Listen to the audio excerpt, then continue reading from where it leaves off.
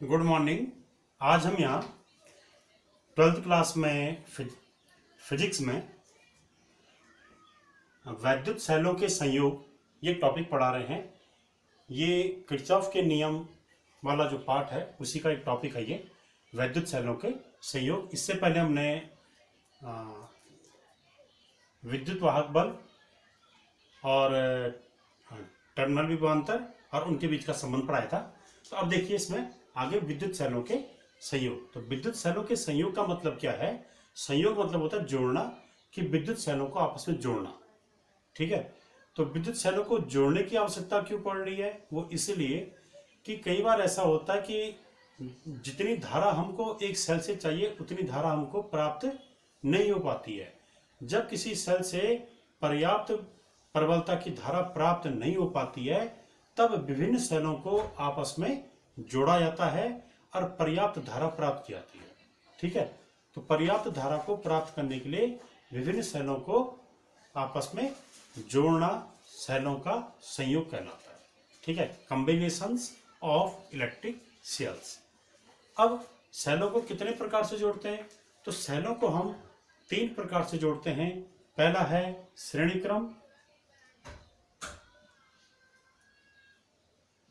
क्रम संयोजन। ठीक है, इसको इंग्लिश में कहेंगे इन सीरीज। दूसरा समांतर क्रम संयोजन। इसे कहते हैं इन पैरेलल कॉम्बिनेशन। और इसके बाद जो है जो तीसरा है इसमें मिश्रित क्रम। मिश्रित क्रम इन मिक्स्ड ग्रुप। ठीक है, अब देखिए इसमें एक एक करके हम तीनों को पढ़ा रहे हैं। यहां पर इस चीज का ध्यान रखें कि हम यहां पर ऐसे सेल लेंगे जिनमें प्रत्येक का विद्युत वाहक बल एक समान होगा और प्रत्येक का आंतरिक प्रतिरोध क्या होगा? एक समान होगा। ठीक है, आज हम जो वीडियो बना रहे हैं उसमें हम जिन सेलों का हम संयोग दिखा रहे हैं उन सेलों यानी जिन सेलों को हम जोड़े होंगे उन सभी सेलों का विद्युत वाहक बल एक समान होगा और आंतरिक प्रतिरोध भी एक समान होगा। अगले वीडियो में हम क्या करेंगे, हम ऐसे सेलों को जोड़ेंगे जिनके विद्युत वाहक बल अलग अलग होंगे और आंतरिक प्रतिरोध भी अलग अलग होंगे। तो आज हम एक समान विद्युत वाहक बल और एक समान आंतरिक प्रतिरोध वाले सेलों का संयोग पढ़ा रहे हैं। तो इसमें आइए सबसे पहले देखते हैं श्रेणी क्रम संयोजन अर्थात इन सीरीज कॉम्बिनेशन। इसमें सबसे पहले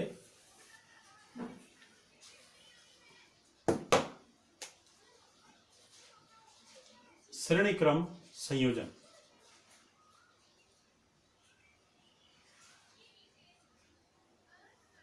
श्रेणी क्रम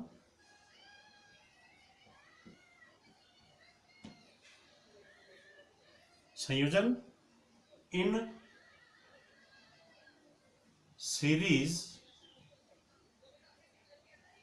सीरीज कॉम्बिनेशन।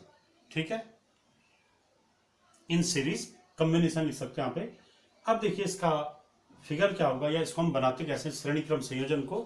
तो श्रेणी क्रम में क्या होगा, जब एक सेल का ऋण प्लेट दूसरे सेल की धन प्लेट से जोड़ दी जाए और दूसरे सेल की ऋण प्लेट तीसरे सेल की धन प्लेट से जोड़ दी जाए और फिर तीसरे सेल की ऋण प्लेट अगले सेल की धन प्लेट से जोड़ दी जाए और ये क्रम जारी रहे। अंत में अंतिम सेल की ऋण प्लेट और पहले सेल की धन प्लेट के बीच हम बाह्य प्रतिरोध और कुंजी को जोड़ दें तो इस प्रकार का संयोजन श्रेणी क्रम संयोजन कहलाता है। यानी सीरीज जो कॉम्बिनेशन होगा इसमें क्या करते हैं, एक सेल की नेगेटिव प्लेट को दूसरे सेल की पॉजिटिव से, फिर दूसरे सेल की नेगेटिव प्लेट को तीसरे सेल की पॉजिटिव प्लेट से जोड़ते हैं। यानी अपोजिट प्लेटों को हम आपस में जोड़ते हैं। दो सेलों की अपोजिट प्लेटों को जोड़ेंगे और अंतिम सेल की नेगेटिव और पहले सेल की पॉजिटिव प्लेट के बीच हम जो एक्सटर्नल रेजिस्टेंस है, बाह्य प्रतिरोध है, उसको जोड़ देते हैं। ये कुंजी है, प्लग है।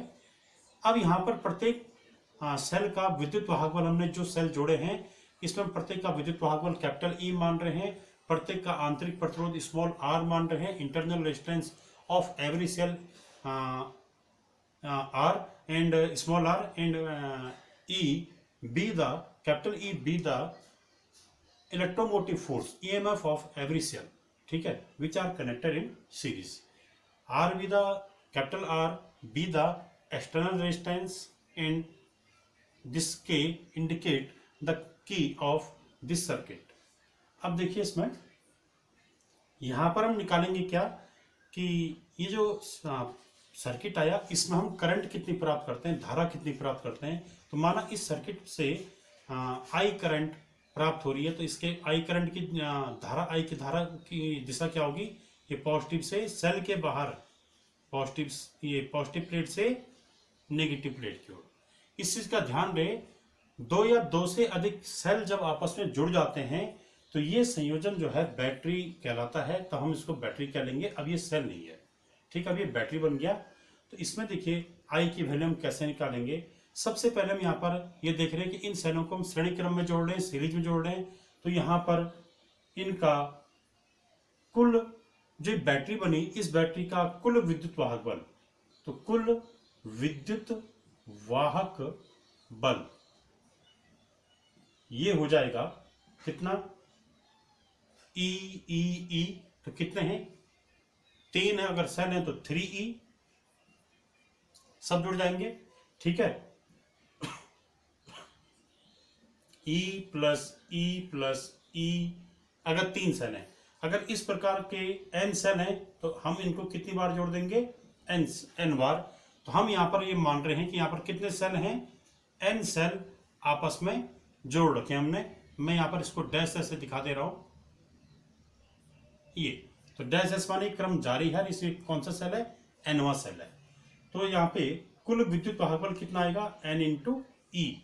अगर हम ई को n बार जोड़ दें तो यह आ जाएगा E plus E plus E plus up to so on n बार, तो यह आएगा n ई। तो ये हो गया आपका कुल विद्युत वाहक बल। और कुल आंतरिक प्रतिरोध, कुल आंतरिक प्रतिरोध, ये कुल आंतरिक प्रतिरोध आ जाएगा हमारा,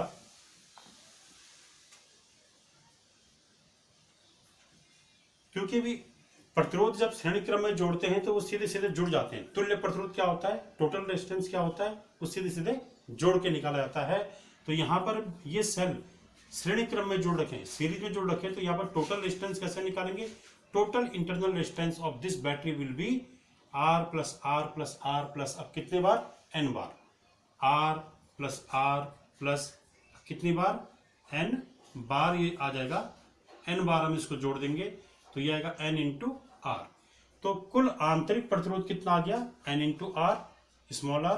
कुल विद्युत वाहक बल, total electromotive force is NE and total internal resistance of this battery is n into small R, ठीक है। Now the total resistance of this circuit, कुल प्रतिरोध, तो यहां पर कुल प्रतिरोध आ जाएगा, total resistance of this circuit, ठीक है। तो ये आ जाएगा यहां का टोटल इंटरनल रेजिस्टेंस, यहां का कुल आंतरिक प्रतिरोध यानी ये वाला NR प्लस ये बाह्य प्रतिरोध यानी R। तो ये NR प्लस कैपिटल R, ये आ गया हमारा क्या, ये आ गया हमारा कुल बाह्य प्रतिरोध या सॉरी कुल प्रतिरोध या कुल total resistance of this circuit. तो टोटल रेजिस्टेंस आ गया, करंट हमारे पास है, टोटल इलेक्ट्रोमोटिव फोर्स ये हमारे पास NE है। तो अब हम निकाल सकते हैं यहाँ पे क्या, धारा। तो यहाँ पर श्रेणी क्रम संयोजन यानी इन सीरीज कॉम्बिनेशन में परिपथ से प्राप्त धारा, इस सर्किट में धारा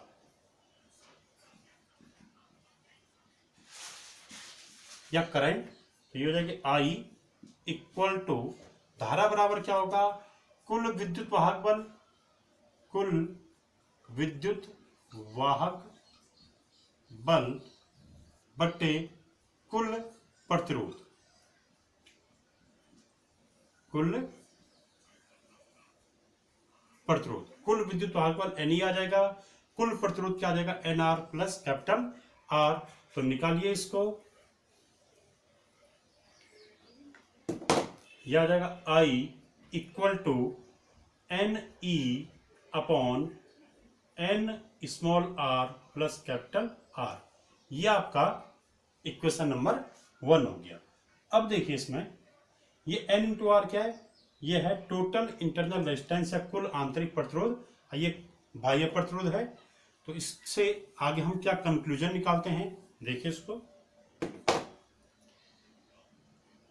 यहां पर हम कुछ केस ले रहे हैं के स्पष्ट, कुछ विभिन्न स्थितियां इसमें। तो पहला केस, अगर if N R is very very less then capital R, ठीक है, अगर कुल आंतरिक प्रतिरोध ये बाह्य प्रतिरोध की तुलना में बहुत कम हो, यानी इस बैटरी का जो टोटल इंटरनल रेजिस्टेंस है ये इसकी तुलना में काफी कम हो, यानी यहाँ का प्रतिरोध इस प्रतिरोध से काफी कम हो, तो तब जो है, तब हम क्या कर सकते हैं, एनआर को आर की तुलना में यहाँ पे छोड़ सकते हैं, इस एनआर को आर की तुलना में छोड़ सकते हैं। और तब जो है ये धारा जो आएगी आई, इसका फॉर्मूला बन जाएगा N E upon capital R, N E upon R. ये एन आर छोड़ा जा सकता है क्योंकि एन आर जो है आर की तुलना में नगण्य है, ठीक है।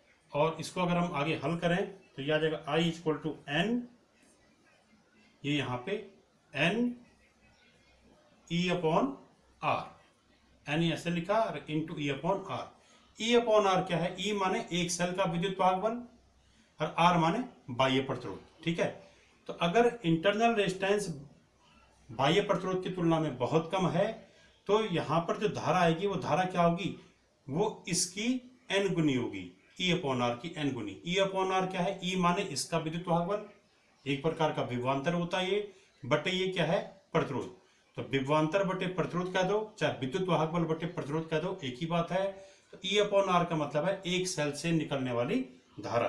तो हम यहाँ पर लिख देंगे ई अपॉन आर क्या है, एक सेल से प्राप्त धारा, क्योंकि ई का जो नेचर वही होता है जो वी का होता है। तो वी अपॉन आर का मतलब क्या होता है, आई, तो ई अपॉन आर का मतलब भी आई होगा। तो आई मतलब धारा, इस सेल से आने वाली धारा, तो एक सेल से प्राप्त धारा। तो ई अपॉन आई का मतलब क्या हो गया, ई अपॉन आर का ये हो गया एक सेल से प्राप्त धारा,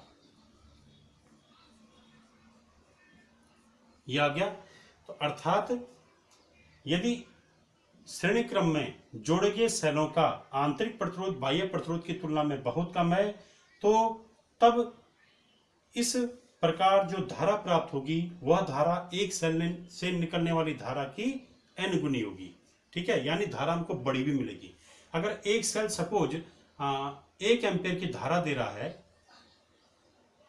ठीक है, तो यहां माना अगर 50 सेल जोड़ रखे हो तो ये कितनी धारा देगा, यहाँ पे एन के पे 50 आ जाएगा और ये 1 आ जाएगा, तो 50 एकम 50, तो 50 एम्पियर की करंट आ जाएगी, ठीक है। जबकि एक सेल कितनी करंट देता है, केवल 1 एम्पियर। तो कब होगा ऐसा, जब इंटरनल रेजिस्टेंस एक्सटर्नल रेजिस्टेंस की तुलना में बहुत कम हो, तो तब धारा हमको बड़ी भी मिलती है। कितनी बड़ी भी, एक सेल से प्राप्त धारा की एन गुनी, जहां एन क्या है, इन सेलों की संख्या है। तो इसका अर्थ है कि जब सेलों का आंतरिक प्रतिरोध बाह्य प्रतिरोध की तुलना में बहुत कम हो तो सेलों को हमेशा श्रेणी क्रम में ही जोड़ना चाहिए, क्योंकि ऐसा करने पे धारा का मान हमेशा अधिक मिलता है, एक सेल से प्राप्त धारा से अधिक मिलता है, ठीक है। अब यहां पे सेकंड केस,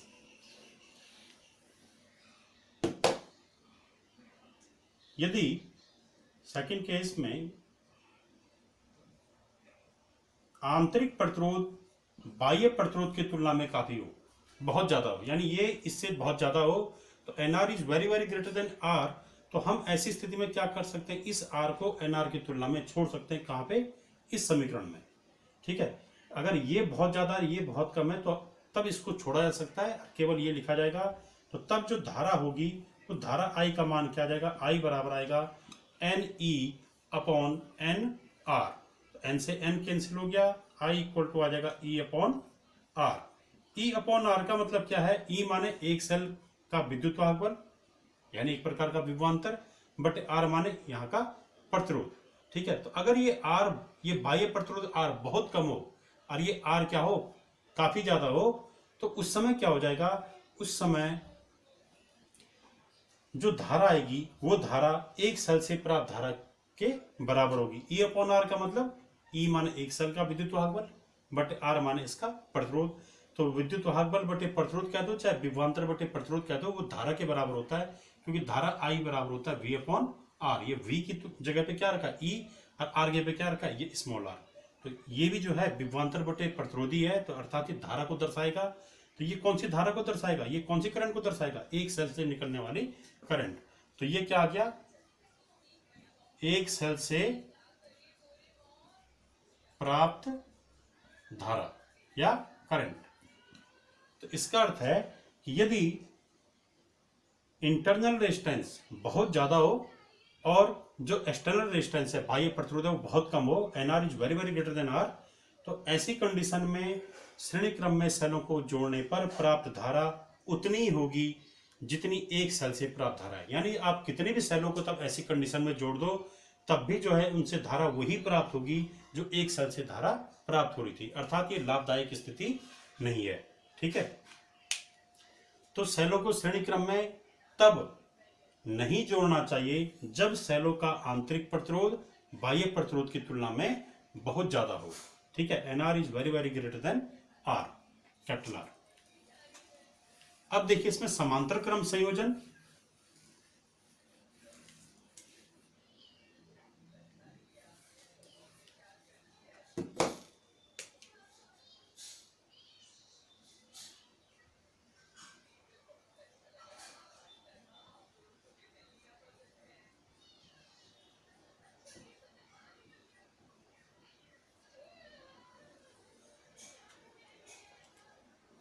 इन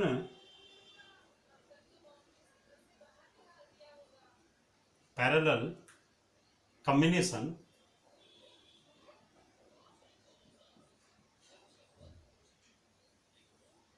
ठीक है, इसमें हम सेलों को कैसे जोड़ेंगे समांतर क्रम में, कि जब सभी सेलों के धन प्लेटों को एक बिंदु से जोड़ दें और ऋण प्लेटों को किसी दूसरे बिंदु से जोड़ दें, तो इस प्रकार का जो संयोजन होगा वो समांतर क्रम संयोजन कहलाता है। यानी सभी सेलों की पॉजिटिव प्लेट को एक पॉइंट पे जोड़ दें और नेगेटिव प्लेट को किसी अगले पॉइंट पे जोड़ दें एक साथ, तो ऐसा जो कॉम्बिनेशन है वो पैरेलल कॉम्बिनेशन कहलाता है।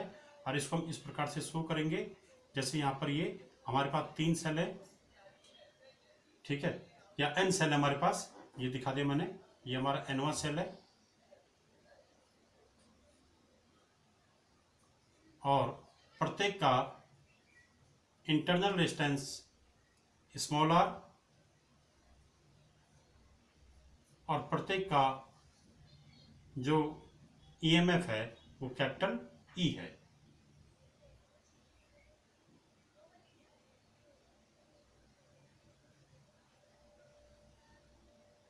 यहां पे इस प्रकार से हमने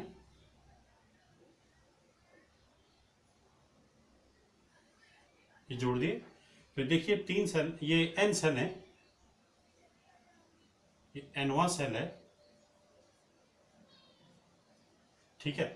तो इन n सेलों में प्रत्येक का ईएमएफ कैपिटल ई है, प्रत्येक का इंटरनल रेजिस्टेंस आंतरिक प्रतिरोध स्मॉल आर है। इनको 2 बिंदुओं ए और बी के बीच जोड़ दिया। किस प्रकार से जोड़ा, प्रत्येक की पॉजिटिव प्लेट को ए बिंदु पे जोड़ा, प्रत्येक की नेगेटिव प्लेट को बी बिंदु पे जोड़ दिया और तब इन ए और बी के बीच जो है हमने कोई एक्सटर्नल रेजिस्टेंस, ये यहाँ पे कैपिटल आर जोड़ दिया, यहाँ पर एक बाह्य प्रतिरोध जोड़ दिया और यहाँ पर एक प्लग लगा दिया, कुंजी लगा दी के, ठीक है। अब इसमें धारा करंट कहां से कहां की ओर आएगी, तो करंट आएगी इसमें ये बैटरी से बाहर धन से आएगी और कहां जाएगी, फिर बैटरी में ऋण प्लेट की ओर जाएगी, ठीक है। तो इसमें क्या होगा, यहां पर प्रत्येक सेल का ईएमएफ विद्युत वाहक बल क्या कैपिटल ई है, इसलिए, और ये समांतर क्रम में जोड़े गए हैं, इसलिए जो नई बैटरी बनेगी यहाँ पे इनको जोड़ने पे उस बैटरी का ईएमएफ या विद्युत वाहक बल भी क्या होगा, कैपिटल ई होगा। तो प्राप्त बैटरी का विद्युत वाहक बल, प्राप्त बैटरी का विद्युत वाहक बल, या इसको हम ईएमएफ भी लिख सकते हैं, इलेक्ट्रोमोटिव फोर्स, वो हो जाएगा कैपिटल ई। क्योंकि पैरेलल कॉम्बिनेशन में या समांतर क्रम में जोड़ने पे सबका विद्युत वाहक बल क्या होता है, जो इनका विद्युत वाहक बल होगा वही क्या होगा, पूरी बैटरी का होगा। तो जैसे सबका ई है तो यहाँ पर इसका ई आएगा, ठीक है। एन ई नहीं होगा, एन ई कहाँ होता है, श्रेणी क्रम में। और यहाँ पे जो प्रतिरोध है, प्रतिरोध क्या होगा इसमें, प्रत्येक सेल का आंतरिक प्रतिरोध स्मॉल आर है और इनको हमने जोड़ा है समांतर क्रम में। तो इन n सेलों का समांतर क्रम में कुल प्रतिरोध कितना होगा? तो हम ये मान रहे हैं, माना n सेलों का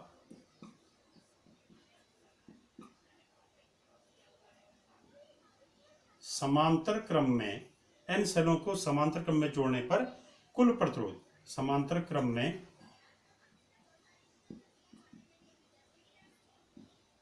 कुल प्रतिरोध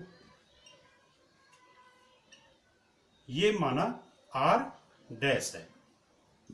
ठीक है, तो अब हम यहां पर क्या निकाल देंगे? यहां पर हम इससे ये निकालेंगे कि इन n सेलों का कुल आंतरिक प्रतिरोध कितना होगा। तो हम समांतर क्रम वाला सूत्र लगाएंगे कि 1/r इक्वल टू क्या होता है, 1/r1 plus 1/r2 plus 1/r3 and so on. तो 1/r के पे क्या आएगा, 1/r डैश, इनका तुल्य r डैश माना है, वो हो जाएगा 1/r1 के पे r plus 1/r plus so on 1/r। ये कौन सा टर्म होगा? nवा टर्म। ठीक है, ये कितने पद है? n पद है। तो यह आ जाएगा 1/r dash equal to 1/r को हम n बार जोड़ रहे हैं तो कितना आएगा, n/स्मॉल r, और यहां से आ जाएगा हमारा r डैश इक्वल टू कितना, स्मॉल r/n। ठीक है, तो यानी यहां पर जो कुल आंतरिक प्रतिरोध है इस बैटरी का वो आ गया स्मॉल r बटे n। n क्या है? सेलों की संख्या जो हमने समांतर क्रम में जोड़े हैं उनकी संख्या। अब यहां पर इसको अगर हम सॉल्व करें आगे तो देखिए क्या आएगा। यहां पर आ गया कुल आंतरिक प्रतिरोध R डैश इक्वल टू आ गया स्मॉल r/n। तो इस परिपथ का कुल प्रतिरोध कितना हो जाएगा? परिपथ का कुल प्रतिरोध, कुल इस सर्किट का कुल प्रतिरोध हो जाएगा बराबर क्या, यहां का प्रतिरोध धन ये वाला प्रतिरोध। ठीक है, क्योंकि यहां का जो रेजिस्टेंस होगा वो इसके साथ क्या होता है, श्रेणी क्रम में होता है। तो यहां का प्रतिरोध क्या आया, R डैश, और यहां का क्या आ गया, R। तो ये जुड़ जाएंगे, ये और ये श्रेणी क्रम में रहते हैं। तो ये हो जाएगा R/n प्लस कैपिटल R। तो ये हो गया कुल प्रतिरोध। अब निकालिए धारा। हमें इनमें निकालना क्या है, एट लास्ट धारा, करंट का मान। ठीक है, तो धारा आ जाएगी प्राप्त करंट, तो धारा I इक्वल टू ये हो जाएगा, धारा बराबर क्या होगा, कुल विद्युत वाहक बल। तो यहां का विद्युत वाहक बल क्या था, E।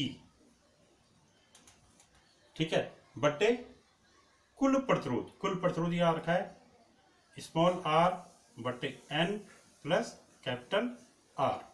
ठीक है, बिल्कुल ओम के नियम से, जैसे ओम का नियम है I इक्वल टू V/R। तो V माने विभवांतर, यहाँ विभवांतर ये पे क्या आता है, इस बैटरी का विद्युत वाहक बल E। ठीक है, और प्रतिरोध, तो प्रतिरोध R के पे क्या आएगा, यहाँ का आंतरिक प्रतिरोध R/n प्लस ये बाह्य प्रतिरोध।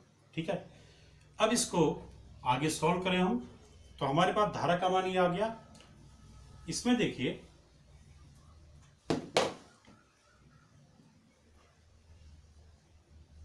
धारा I बराबर हमारे पास आया E/r/n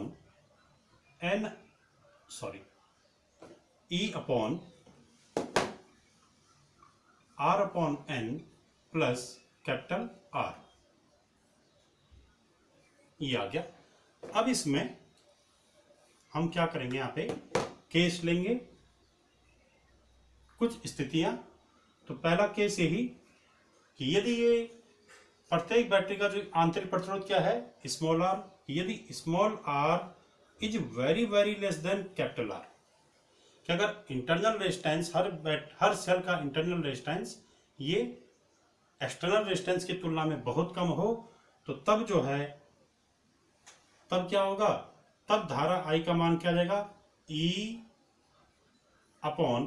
क्या काम नहीं यहाँ पे कि ये R जो है इसकी तुलना में काफी कम हो। तो जब ये R इसकी तुलना में काफी कम होगा तो R/n भी इसकी तुलना में काफी कम होगा। तो R/n को हम R के कंपेरिजन में छोड़ सकते हैं।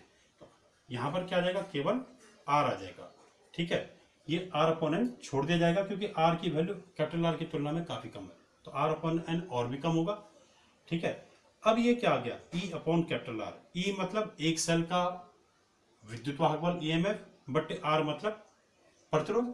ठीक है, अब इसमें क्या आ गया, E अपॉन R का मतलब एक सेल का से प्राप्त धारा। ठीक है, जैसे इस सेल से प्राप्त धारा कितनी होगी, वो होगी इस सेल का विद्युत वाहक बल E बटे यहां पर कुल प्रतिरोध, तो कुल प्रतिरोध क्या आएगा, ये प्लस ये, तो ये तो नगण्य है, तो क्या आएगा, ओनली ये। तो E अपॉन R का मतलब क्या होगा, एक सेल से प्राप्त धारा, तो ये आ गया। तब धारा I बराबर हो जाएगा E अपॉन R, और E अपॉन का R का मतलब एक सेल से प्राप्त धारा।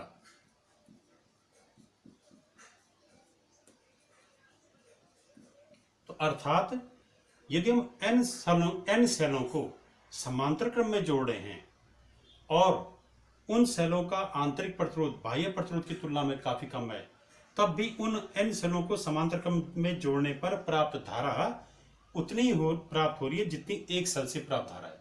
ठीक है, यानी n सेलों को समांतर क्रम में जोड़ने पर भी वही धारा निकली जो धारा एक सेल से प्राप्त हो रही थी। इसका अर्थ है कि n सेलों को समांतर क्रम में जोड़ने पे हमें कोई अतिरिक्त धारा प्राप्त नहीं हुई, वो वही धारा प्राप्त हुई जो एक सेल से प्राप्त हो रही थी, अर्थात ये स्थिति लाभदायक नहीं है। ठीक है, जब भी जो है आंतरिक प्रतिरोध बाह्य प्रतिरोध की तुलना में नगण्य हो, तो तब ऐसे सेलों को समांतर क्रम में नहीं जोड़ना चाहिए, क्योंकि तब जो धारा प्राप्त होती है वो वही प्राप्त होती है जो एक सेल से धारा प्राप्त हो रही थी, तो इसमें कोई फायदा नहीं है। अब जो है इसमें अगली कंडीशन, यदि हम क्या कर दें, यहां पे आंतरिक प्रतिरोध ये बाह्य प्रतिरोध की तुलना में काफी ज्यादा हो, यदि आंतरिक प्रतिरोध बाह्य प्रतिरोध की तुलना में काफी ज्यादा हो, तो तब जो है, तब धारा I बराबर क्या हो जाएगा, E upon R upon N, ये आ जाएगा। इस कैपिटल R को हम छोड़ देंगे, क्योंकि यदि ये R इस कैपिटल R की तुलना में बहुत ज्यादा है, तो तब इस कैपिटल R को छोड़ा जा सकता है, और ऐसी कंडीशन में धारा I बराबर ये क्या आएगा, NE अपॉन स्मॉल r, ये n ऊपर चल जाएगा, और तब हमारे पास जो धारा जो आ रही है वो धारा आ रही है I बराबर N E अपॉन R, ये वाला N E upon R, N E upon R। ये क्या चीज है, ये था, यानी धारा बराबर क्या हो जाएगा, N into E upon R। क्या है, E अपॉन R मतलब जब ये R नगण्य हो तो एक सेल से कितनी धारा प्राप्त होगी, E upon R plus R।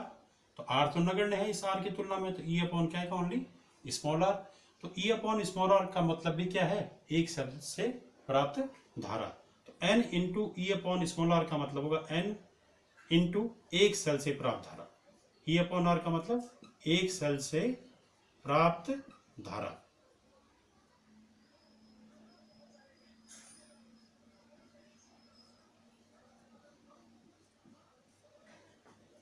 इसका अर्थ क्या है, यदि आंतरिक प्रतिरोध स्मॉल r बाह्य प्रतिरोध कैपिटल R की तुलना में काफी ज्यादा हो, तो ऐसी कंडीशन में क्या होता है, सेलों को समांतर क्रम में जोड़ने पर प्राप्त धारा एक सेल से प्राप्त धारा की n गुनी होती है। यानी अगर एक सेल से 2 एम्पियर की धारा प्राप्त हो रही थी और हमने 50 सेल जोड़ दिए, तो कितनी धारा प्राप्त होगी तब इस कंडीशन में, होगा 50 गुणा गया 2 एम्पियर, यानी 100 एम्पियर। तो तब धारा हमको ज्यादा मिल रही है। तो समांतर क्रम में कब जोड़ना चाहिए सेलों को, इस कंडीशन में, कि यदि सेलों का आंतरिक प्रतिरोध बाह्य प्रतिरोध की तुलना में बहुत ज्यादा है, तो तब सेलों को समांतर क्रम में जोड़ना चाहिए, क्योंकि ऐसी कंडीशन में प्राप्त जो धारा होगी वो एक सेल से प्राप्त धारा की n गुनी होगी। अब इसके बाद यहां पर है मिश्रित क्रम संयोजन।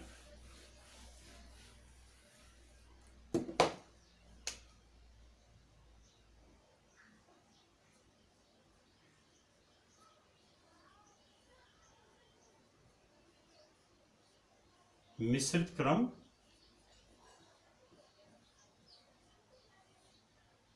संयोजन, मिक्स ग्रुप तो इसमें क्या होगा, इसमें हम क्या कर रहे हैं, सभी एक समान विद्युत वाहक बल के सेलों को हम मिश्रित क्रम में जोड़ रहे हैं। तो इसमें कैसे जोड़ेंगे, कुछ सेलों को हम समान श्रेणी क्रम में जोड़ेंगे पहले, जैसे ये है,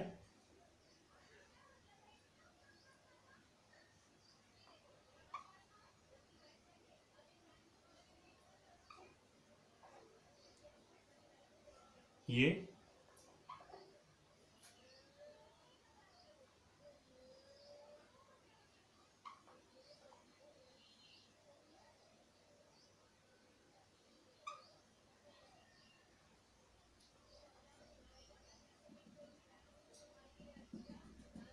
एक लाइन, दो लाइन, ये माना एम हुई लाइन है।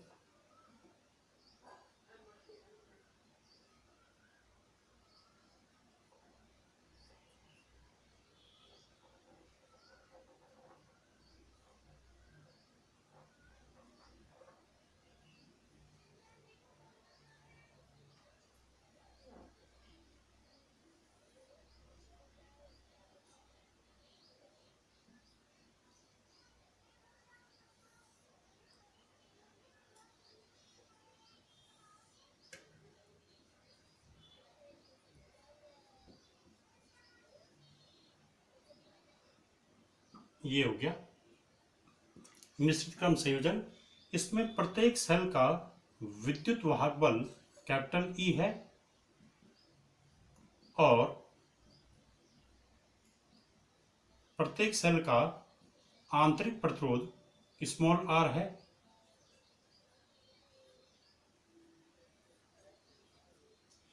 अब जैसे पहली पंक्ति है तो हर पंक्ति में हमने कितने सेलों को जोड़ा है, एन सेल, ये एनवा सेल है, ठीक है, यहाँ पे एन सेल, प्रत्येक पंक्ति में एन सेल जुड़े हैं। और ये कौन से, कितनी पंक्तियां हैं, ये एमवी पंक्ति, ये एम पंक्तियां हैं।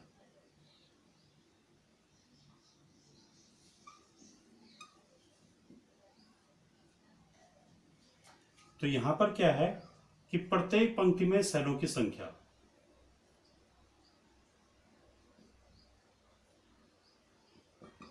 प्रत्येक पंक्ति में कितने सेल है, एन सेल।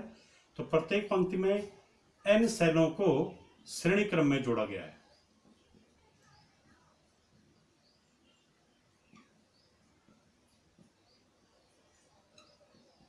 श्रेणी क्रम में जोड़ा गया है और इस प्रकार की एम पंक्तियों को तब हमने क्या किया होगा, ये एक पंक्ति ये बन गई, एन सेलों की एक पंक्ति ये बन गई, एक पंक्ति ये बन गई, एन सेलों की एक पंक्ति ये बन गई। इस प्रकार की स्मॉल एम पंक्तियों को हमने तब क्या किया, समांतर क्रम में जोड़ा। इस प्रकार की जो श्रेणियां बनी हमारी यहां पे, इस प्रकार की श्रेणियों की एम पंक्तियों को समांतर क्रम में जोड़ा गया है।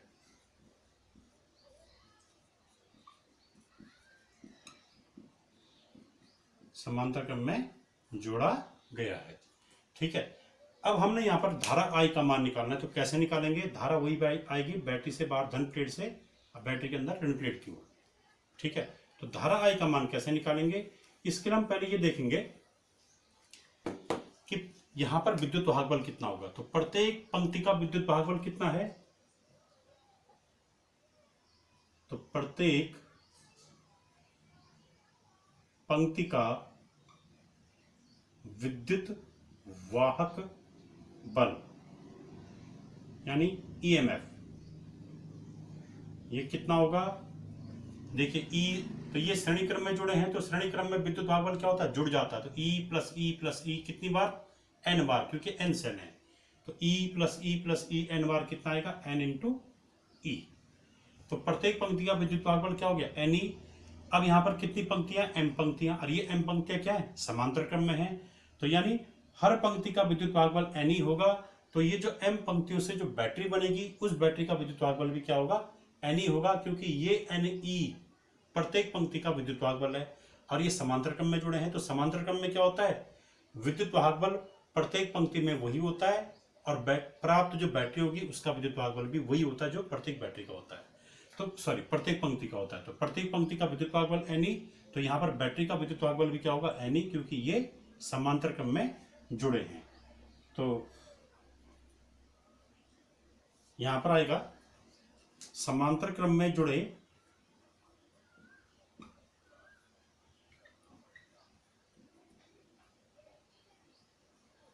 m पंक्तियों का विद्युत वाहक बल, m पंक्तियों का विद्युत वाहक बल, ये कितना हो जाएगा n इंटू ई। ठीक है, विद्युत वाहक बल निकाल दिया हमने यहाँ पे Ni। अब निकालिए प्रतिरोध।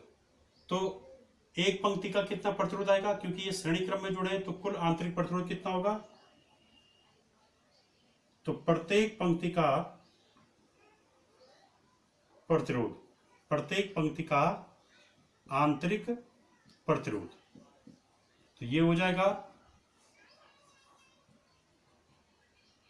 R प्लस आर कितनी बार, n बार, तो ये हो जाएगा n इंटू स्मॉल r। अब ये हम ये मान सकते हैं कि यहाँ पर एक ये बैटरी बन गई, इसका आंतरिक प्रतिरोध क्या हो गया nr, फिर nr वाली यहाँ पर आएगी आंतरिक प्रतिरोध वाली बैटरी, nr वाली यहाँ पर आएगी आंतरिक प्रतिरोध वाली बैटरी, ऐसे करके कितनी आएंगी पंक्तियां, m पंक्तियां। तो m पंक्तियां यहाँ पर श्रेणी समांतर क्रम में जुड़ी हैं, जिनमें प्रत्येक पंक्ति का आंतरिक प्रतिरोध क्या है n इंटू स्मॉल r। तो यहाँ पर टोटल जो आंतरिक प्रतिरोध होगा वो क्या होगा कि समांतर क्रम में जुड़ी m पंक्तियों का कुल आंतरिक प्रतिरोध वो कितना हो जाएगा, समांतर क्रम में जुड़ी nr आंतरिक प्रतिरोध वाली, nr आंतरिक प्रतिरोध वाली m पंक्तियों का प्रतिरोध, m पंक्तियों का कुल। ठीक है, कि समांतर क्रम में जो ये nr आंतरिक प्रतिरोध वाली जब जुड़ी हैं पंक्तियां, इनमें कुल आंतरिक प्रतिरोध कितना होगा, कुल आंतरिक प्रतिरोध,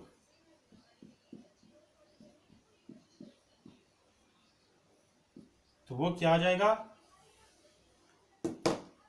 वो कुल आंतरिक प्रतिरोध माना क्या है R1 है, तो यहां पर क्या हो जाएगा उसका मान R1 का मान, यानी इस पूरे का कुल टोटल आंतरिक प्रतिरोध या इंटरनल रेजिस्टेंस क्या है R1 है। तो हम यहाँ पर समांतर क्रम का सूत्र लगाएंगे कि 1/R1 equal to 1/R1 plus 1/R dash मान लीजिए इसको, ये R डैश है माना, तो 1/R डैश इक्वल टू क्या होगा 1/R1 plus 1/R2 plus 1/R3।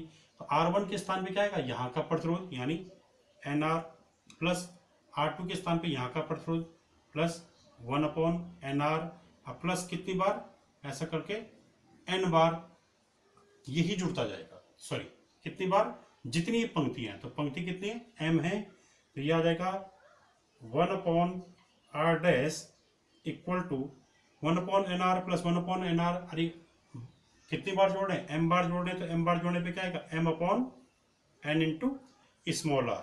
तो इससे जो है हमारा r डैश ये कितना आ जाएगा n into small r upon capital M। तो यहां पर हम देख रहे हैं कि कुल आंतरिक प्रतिरोध हमारा आ गया, इस बैटरी का मिश्रित क्रम में जो बैटरी आई उस बैटरी का कुल आंतरिक प्रतिरोध R डैश बराबर आ गया n into small r upon capital M।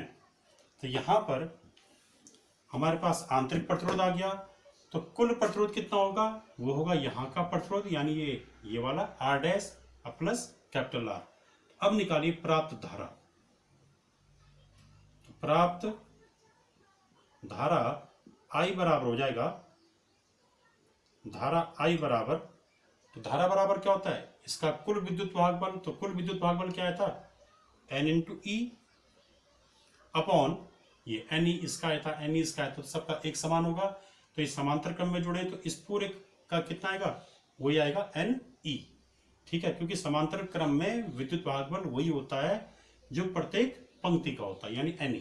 ठीक है, अपॉन कुल प्रतिरोध, तो कुल प्रतिरोध क्या होगा, बाह्य प्रतिरोध प्लस ये आंतरिक प्रतिरोध। तो आंतरिक प्रतिरोध कितना है, आर डैश का मान ये है N into small R upon capital M plus बाह्य प्रतिरोध आर। तो ये हमारा धारा का मान आ गया, ठीक हो गया। अब इसके बाद देखिए यहाँ पे इसमें भी केस, इसको चाहें तो हम ऐसा लिख सकते हैं, धारा आई बराबर एम एन ई अपॉन, ये यहाँ पर अगर हम जोड़ दें N into small R plus M into capital R, इसको हम ऐसा भी लिख सकते हैं समीकरण नंबर 2 को। अब जो है यहाँ पे कुछ केस देखिए,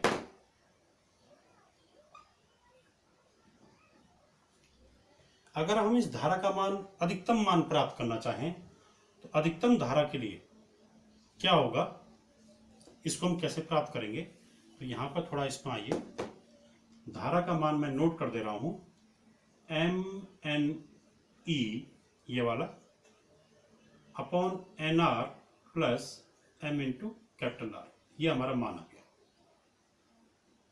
धारा का मान, ठीक है ये वाला। अब इसमें इसका मान अधिकतम कब होगा, तो अधिकतम मान के लिए हम इस हर को देखेंगे, इसका मान अधिकतम तब होगा जब ये हर क्या होगा, न्यूनतम होगा। तो इस वाले में, इस समीकरण नंबर 2 में इस हर का न्यूनतम मान कितना होगा, तो इसको मैं लिख रहा हूं N R plus M R, इसको हम लिख सकते हैं under root N R minus under root M into capital R का whole square plus 2 M N, या ये लिख दो M two this into this N R into M R, ठीक है ये लिख दिया हमने। तो इस वाले टर्म को, यानी ये जो हर है, इसको न्यूनतम करने के लिए हम इसको इस रूप में लिख सकते हैं, इसको इस रूप में लिखा। तब ये देखो भाई इसका न्यूनतम मान कब होगा, जब ये न्यूनतम होगा, और ये न्यूनतम कब होगा, जब ये वाला 0 होगा। तो N R plus M R न्यूनतम तभी होगा जब ये, मिनिमम कब होगा, जब ये क्या होगा 0, क्योंकि ये नेगेटिव नहीं हो सकता, क्योंकि स्क्वायर है, स्क्वायर किसी संख्या का स्क्वायर नेगेटिव नहीं होता है, किसी भी वास्तविक संख्या का स्क्वायर क्या नहीं होता, नेगेटिव नहीं होता है। तो ये नेगेटिव नहीं हो सकता, तो ये क्या हो सकता है, या तो पॉजिटिव होगा तो ये और ज्यादा वैल्यू आएगी, तब तो ये मिनिमम हो ही नहीं सकता। तो इसके मिनिमम होने के लिए जरूरी है या तो ये नेगेटिव हो या तो ये 0 हो जाए। नेगेटिव ये हो नहीं सकता, तो ये तब क्या होना पड़ेगा, इसको 0 होना पड़ेगा। तो इसलिए इसके न्यूनतम ये न्यूनतम तभी होगा जब ये क्या होगा, 0 होगा।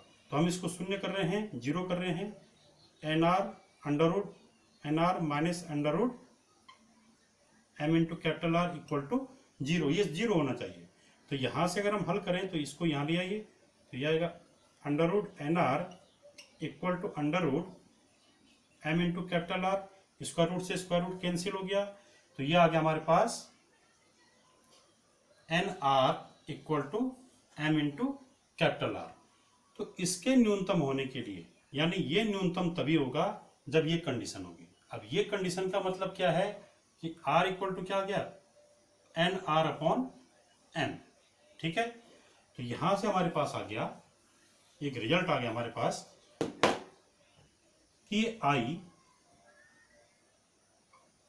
न्यूनतम, I हमको क्या चाहिए, अधिकतम चाहिए। तो I के अधिकतम मान के लिए N R plus M R, ये क्या होना चाहिए, ये न्यूनतम होना चाहिए। और ये न्यूनतम कब होगा, उसके लिए हमने निकाल दी कंडीशन, कब, और ये वाला न्यूनतम कब होगा, N R plus M R न्यूनतम तभी होगा जब ये होगा, जब ये आएगा कैपिटल आर का मान क्या आएगा, N into small R upon capital N small N, ये वाला जो हमने अभी निकाला था, ये कंडीशन। इसका अर्थ क्या आ गया कि इसके न्यूनतम मान के लिए क्या जरूरी है कि बाह्य प्रतिरोध का मान किसके बराबर होना जरूरी है, N into small R upon M. और ये क्या चीज थी, ये था कुल आंतरिक प्रतिरोध। ये क्या था, ये था समांतर क्रम में जुड़ी हुई इन बैटरियों का, इस बैटरी का कुल आंतरिक प्रतिरोध, कुल आंतरिक प्रतिरोध। तो हमारे पास एक कंक्लूजन आ गया कि जब बाह्य प्रतिरोध आर, कैपिटल आर, बैटरी के कुल आंतरिक प्रतिरोध के बराबर हो जाएगा तो उस समय धारा आई का मान क्या हो जाएगा, अधिकतम हो जाएगा। ठीक है, ये कंडीशन आ गई कि यदि मिश्रित क्रम में सेलों को जोड़ा गया है तो अधिकतम धारा केवल तब प्राप्त होती है जब बाह्य प्रतिरोध कुल आंतरिक प्रतिरोध के बराबर होता है। अब अधिकतम मान कितना होगा धारा का, तो धारा का अधिकतम मान प्राप्त करने के लिए हम इससे पहले का मान देखेंगे। तो क्योंकि I बराबर हमारे पास आया था N इंटू ई, इससे ठीक पहले का जो सूत्र था हमारे पास एन ई यानी कुल विद्युत वाहक बल बटे कुल प्रतिरोध। तो कुल प्रतिरोध क्या था हमारा, N R upon M plus capital R, ये आया था। ठीक है ना। अब इसमें जो है यहां पर हमने कंडीशन निकाली कि आई मैक्सिमम के लिए, यहां पे आई मैक्सिमम कब होगा, जब क्या होगा, जब कैपिटल आर किसके बराबर होगा, एन आर अपॉन एम के बराबर, जब ये कंडीशन होगी। तो रखिए एन आर अपॉन एम के स्थान पे क्या रख दीजिए, कैपिटल आर रख दीजिए। तो हमको क्या मिलेगा, आई मैक्सिमम मिलेगा। तो आई का मैक्सिमम मान यहां से निकालेंगे। इसमें क्या करेंगे, एन आर अपॉन एम को कैपिटल आर से रिप्लेस करेंगे। तो ये हो जाएगा I maximum equal to N E upon capital R plus capital R. तो इससे हमारे पास जो है धारा का अधिकतम मान आ गया I maximum equal to N E upon 2R। तो ये हमारे पास जो है यहां पर धारा का अधिकतम मान आ गया N E upon 2R। N मतलब एक पंक्ति में सेलों की संख्या, ई मतलब प्रत्येक सेल का विद्युत वाहक बल, कैपिटल आर मतलब ये बाह्य प्रतिरोध। तो एन ई अपॉन 2R क्या है, मिश्रित क्रम में अधिकतम धारा का मान है। तो आज हमने यहाँ पर विभिन्न सेलों को विभिन्न प्रकार से जोड़ने की विधि पढ़ी, श्रेणी क्रम संयोजन, समांतर क्रम संयोजन, मिश्रित क्रम संयोजन। और इसमें हमने ऐसे सेल लिए हैं जिनका सभी का विद्युत वाहक बल एक समान है और सबका आंतरिक प्रतिरोध एक समान है। अगले वीडियो में हम फिर सेलों का संयोजन पढ़ेंगे, परंतु उसमें अलग अलग विद्युत वाहक बल और अलग अलग आंतरिक प्रतिरोध वाले सेलों को आपस में जोड़ेंगे। ठीक है, थैंक यू।